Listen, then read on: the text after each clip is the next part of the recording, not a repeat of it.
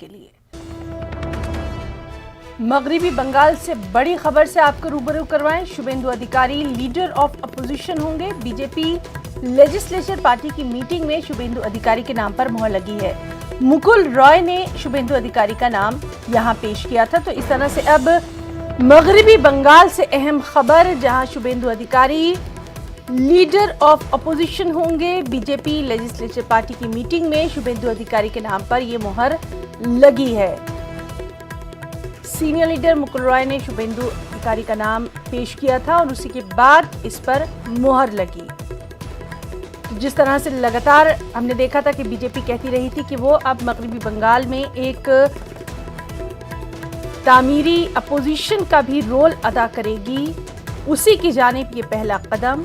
शुभेंदु अधिकारी leader of opposition होंगे।